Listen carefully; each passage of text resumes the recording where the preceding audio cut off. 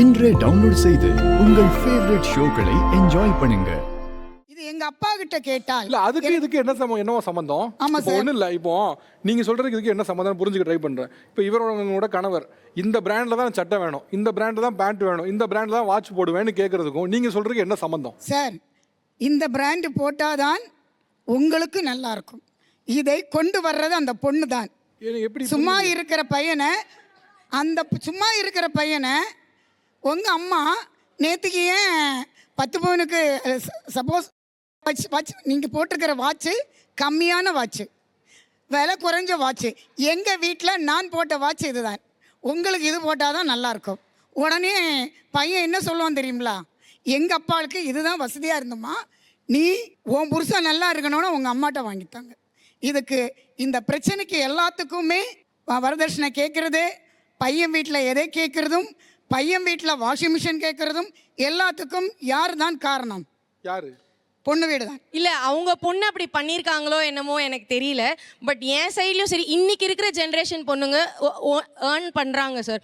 யாருமே போய் எல்லாத்துக்கும் அம்மா அப்பா கிட்ட போய் நிற்கிறது இல்லை. டு பி ஹானஸ்ட், என்னோட ஹஸ்பண்ட்க்கு சில விஷயங்கள் போட்டால் அழகாக இருக்கும் நான் யோசிச்சிருக்கேன். நிச்சயதார்த்த தொட்டி நான் காசு சேர்த்து வச்ச காசுல அவங்களுக்கு கோல்டு கப் நான் என் காசுல தான் போட்டேன். நீங்க வாங்கி கொடுத்தீங்க? ஏன்னா என் கூட இருக்கிறவருக்கு போட்டா எனக்கு பிடிக்கும். சொன்னேன்ல, என் கூட இருக்கிறவங்க, அதுதான் நான் சொன்னேன். அது நான் தானே போட்டேன். எங்க அப்பா அம்மா போட சொல்லல. இல்லையே, உங்க மாமனார் போட்டாங்க. இல்லம்மா, இல்ல உங்ககிட்ட பணம் ஒரு இல்லம்மா. நிமிஷம். இல்ல, அவங்க கேட்கிற ஒரு சிம்பிளான கேள்வி என்னன்னா, இன்னைக்கு வரதட்சணை எக்ஸிஸ்ட் ஆயிட்டே இருக்கு அப்படின்னா அது காரணம் இங்க வரக்கூடிய மருமகள் தான். அவங்க தான் டைரக்டா இதை பண்ணா நல்லா இருக்கும், அது பண்ணா நல்லா இருக்கும்னு தூண்டி விடுறாங்க. அந்த தூண்டுதல் காரணமா தான் இந்த வரதட்சணை நடக்குன்னு ஒரு குற்றச்சாட்டு வைக்கிறாங்க. இது டைரக்டா யார் பதில் சொல்ல முடியும்? அதுக்கு முக்கியமான ஒரு காரணம் ஃபேமிலி பேக்ரவுண்ட். இவங்க மறைமுகமா தாக்குறாங்க, இது இருந்தா உனக்கு நல்லா இருக்கும்ல. மாமியாரோ மாமனாரோ நாத்தனாரோ ஏதோ ஒரு விஷயத்துல சொல்லியிருப்பாங்க, இல்ல அந்த கணவனும் கூட சொல்லியிருக்க வாய்ப்பு இருக்கு. சரி, நம்ம கேட்டு தான் பார்ப்போமா அம்மா அப்பா கிட்ட அப்படின்னு ஆட்டோமேட்டிக்கா அந்த பொண்ணுக்கு அந்த எண்ணம் போறது தப்பு இல்லையே சார். அவங்க வந்து அந்த பொண்ணு தான் அதை வாங்கிட்டு வரான்னு சொல்றாங்க. தப்பு இல்லைன்னு சொல்ல முடியும் சார். அதாவது இவங்களுடைய நல்ல மதிப்பை பெறதுக்காக அவ ஆசைப்படுறா, அவங்களோட அந்யோன்யமா போறதுக்காக அவ ட்ரை பண்றா. இவங்கெல்லாம் அப்படியே பாலிஷ்டா அப்படியே கேட்பாங்க, நேரடியா கேட்க மாட்டாங்க, அப்படியே இன்டைரக்டா தான். அப்ப என்ன இது மயங்குறா? ஓகே, இப்போ இந்த அம்மா சொல்றத நீங்களா ஏத்துக்கிறீங்களா? ஆக்சுவலா எல்லாருமே ஏத்துக்கிறீங்களா? ஆமா சார், உண்மை. சில பிள்ளைங்களுக்கு இன்னும் ஒன்றுமே தெரியல. எங்களுக்கெல்லாம் 19 மேரேஜ் ஆச்சு. 19 என்ன தெரியும்? எனக்கு 7 பவுன் போட்டாங்க. ஒரு மூக்குத்திக்கெலாம் உள்ள அந்த ஆள் எடுத்துகிட்டு போயிட்டான். நான் என்ன பண்ணுறது? ஆளும் இல்லை, குடும்பமும் இல்லை, தனியாக பச்சை குழந்தைய விட்டுட்டு போனாங்க. என்ன மேம் பண்ண முடியும்? இப்போ இவங்கள மாதிரி என்ன பண்ணுறது சார்? அதைத்தான் நானும் சொல்கிறேன். உங்களுக்கு வந்து நெகங்கிறீங்க மேம். வந்ததுக்கு உங்களுக்கு ஒரு பெரிய ஒரு ஹேண்ட்ஸ் ஆஃப். நீங்கள் சொல்கிறது நகை அவங்களுக்கு பாதுகாப்பாக இருக்குங்கிறீங்க. அந்த நகையே எடுத்துகிட்டு போயிட்டாங்க. ஃபேமிலியே இல்லை, குழந்தையும் கொடுத்துட்டு போயிட்டாங்க. நகை போட்டும் நகையும் இல்லை, குழந்தையும் கொடுத்துட்டு நடு ரோட்ல வீடு இருந்தது, வீடு வித்துட்டாங்க. அதில் நாளனா இல்லை. எனக்கு சுத்தமாக தமிழ் தெரியாது. இப்போ நீங்கள் சொல்லும் போது ஆரோக்கியம் சொன்னீங்க இந்த வரதட்சணை ஒரு சோஷியல் செக்யூரிட்டியை கொடுக்குதுன்னு. அவங்களுக்கு கொடுத்த 8 பவுன் நகையை ஒருத்தர் எடுக்க முடிஞ்சது. ஆனால் அவங்களுக்கு கொடுத்த ஒரு நிலத்தையோ இல்லை அவங்க மேலே இருக்க ப்ராப்பர்ட்டியோ யாரும் எடுக்க முடியுமா? அவங்க ஒப்புதல் இல்லாமல். பொண்ணு வீட்டுக்காரங்களுக்கு வந்து கல்யாணத்தப்பையோ இல்லை அதுக்கப்புறமோ அந்த பொண்ணுக்கு பாதி சொத்தை கொடுக்க அவங்களாம் ரெடியா? முதல்ல அதை அவங்ககிட்ட கேளுங்க. இல்லைம்மா, நீங்க இங்க இருந்து இங்க ஜம்ப் ஆக கூடாது. நீங்க முதல்ல அவங்க கிட்ட கேளுங்க. நாங்க வாங்க ரெடி இல்ல எங்களை क्वेश्चन கேட்டிங்கல சார். சரி, ஓகே, நான் கேக்குறேன். நமக்கு முதல்ல அதுக்கு ஒப்புதலா? ஓகே தான் சார். ஒப்புதல கூட கொஞ்சம் யோசிச்சு சொல்ல வேண்டியிருக்கு. இல்ல சார், அப்படி இல்ல. எல்லாருமே நினைக்கிறது சொத்து அப்படின்னா பையனுக்கு தான். நான் சொல்ல வந்தது, நீங்க வரதட்சணைங்க ஒரு கான்செப்ட் சோஷியல் செக்யூரிட்டி உருவாக்கி கொடுக்குது. நீங்க சோஷியல் செக்யூரிட்டியை உருவாக்கி கொடுக்கலங்கிறதுக்கு ஒரு எக்ஸாம்பிள் இங்க இருக்கு. அதுதான் என்ன சொல்றேன், இந்த சோஷியல் செக்யூரிட்டியா ஒரு ப்ராப்பர்ட்டி வைஸ் வந்துச்சுன்னா சோஷியல் செக்யூரிட்டி அவங்களுக்கு இருக்கும். நாளைக்கு அவங்க ஒப்புதல் இல்லாம அவங்க கணவர் அந்த சொத்தை எடுக்க முடியாது. ஏன் சார் இவ்வளவு அப்பாவியா இருக்கிறவங்ககிட்ட ஒரு சைன் வாங்கிட்டு போக முடியாதா? ஆனா பாருங்க, வாங்கணும்னு நினைக்கிறவங்க வாதத்துக்கு என்ன வேணாலும் பேசலாம் சார். இப்போ நீங்க சோஷியல் செக்யூரிட்டி ஆரம்பிச்சீங்களா வரதட்சணை, அது எங்க போச்சு?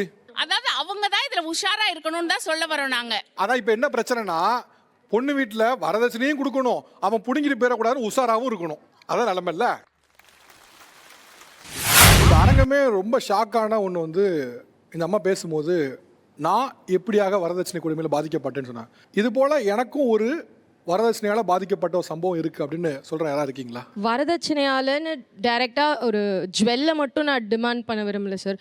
ஒரு பொண்ணு வீட்டுக்கிட்ட நீங்கள் வைக்கிற எக்ஸ்ட்ரீமான டிமாண்ட் எல்லாத்தையுமே நான் வரதட்சணையாக தான் பார்க்குறேன். நான் ஒரு பையனுக்கு ஒரு பிஸ்னஸில் லாஸ்ன்ற பட்சத்தில் அவங்களுக்கும் அம்மா அப்பா இருந்தாங்க, ஆனால் அவங்க அம்மா அப்பா அந்த மொமெண்டமில் எந்த ஹெல்ப்புமே பண்ணலை.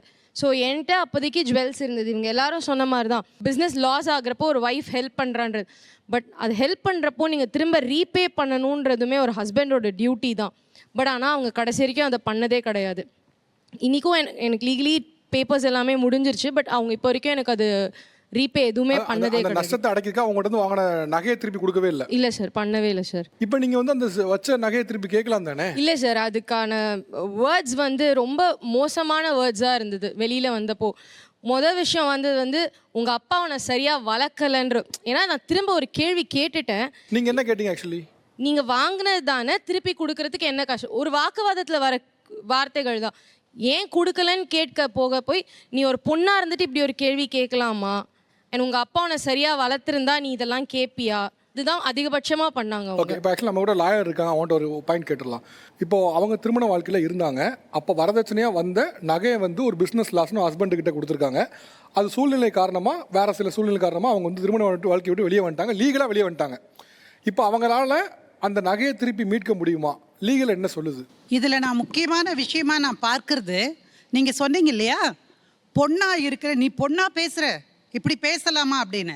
அது என்ன பொண்ணு என்ன பேசணும் என்ன பேசக்கூடாதுன்னு எந்த அகராதியில் சொல்லியிருக்குன்னு நான் முதல்ல கேட்க விரும்புகிறேன். நான் கொண்டு வந்ததை வாங்கி நீ பழிச்சிருக்க, அந்த வெக்கமோ நாணமோ எதுவுமே இல்லாமல் திருப்பி கேட்குற பொண்ணை பற்றி தப்பா பேசுறதுக்கான அதிகாரம் உனக்கு இல்லை, கட்டாயமா இல்லை. நீங்க சொன்னீங்களே என்னுடைய நகையை திருப்பி கொடுங்க அப்படின்னு நீங்க கேட்டீங்கல்ல, நான் எல்லா பெண்களுக்கும் சொல்ல விரும்புறேன். உங்க வீட்டுக்காரரு கஷ்டப்படுறார், அந்த ஃபேமிலியில வீடு கட்ட போறாங்க, அப்படி யாராவது நகை கேட்டா கூட கொடுத்தா தப்பில்லைன்னு நீங்க நினைச்சு, நான் கம்பல் எல்லாம் பண்ண மாட்டேன், ஆனா அப்ப கூட நகை வைக்கும் போது, இப்ப வீடு கட்டுறாருன்னு வச்சுக்கோங்களேன், நகை கேட்டாருன்னா நீங்க உங்க பேர்ல பிளட்ஜ் பண்ணுங்க. முதல்ல புரிஞ்சுக்கோங்க, உங்க பேர்ல பிளட்ஜ் பண்ணுங்க. அதுக்கப்புறமா வீடு வாங்கும்போது புத்திசாலி குழந்தைகளா எங்க நம்ம 2 பேர் பேரும் போட்டுக்கலான்னு சொல்லுங்க. 2 பேர் பேரையும் போட்டாதான் அந்த சொத்துல உனக்கு உரிமை இருக்கும். இப்போ அவங்களால லீகல் ரெமெடி தான் எடுக்க முடியுமா? லீகல் ரெமெடி கொடுத்ததுக்கு டாக்குமெண்டேஷன் இருக்கணும். டாக்குமெண்டேஷன் இருக்கா? வாய்ப்பே இல்லை. இல்ல சார், நீங்க பேங்க்ல நகை போடும்போது 2 பேரும் நீங்க கையெழுத்து எதுவும் கொடுக்கலையா? அது அவங்க பேரில் தான் மேம் அவங்க பண்ணிக்கிட்டு. பாத்தீங்களா, அதுக்கு தான் ஆரம்பத்திலேயே சொன்னேன், உன் பேர்ல நகையவை. நீங்க கொடுத்ததும் தெரியாது, அதுக்கு ஆவணமும் இல்லை. ஐயோ, அது மூஞ்சிய பாருங்க. நிறைய கேஸ்ல சார் ஃபேமிலி கோர்ட்டில் பொண்ணுங்க அம்மா என்னுடைய நகையெல்லாம் வாங்கிட்டாருமா, எங்கள் அப்பா கஷ்டப்பட்டு போட்டது அப்படின்னு சொல்லுவாங்க. அப்போல்லாம் இவங்க என்ன சொல்லுவாங்க, அந்த மூஞ்சியை பாருங்களேன், இது 20 பவுன் போட்டுச்சா, அவங்க அப்பாவே ஒன்றும் இல்லாதவன் அப்படின்னு சொல்லுவாங்க.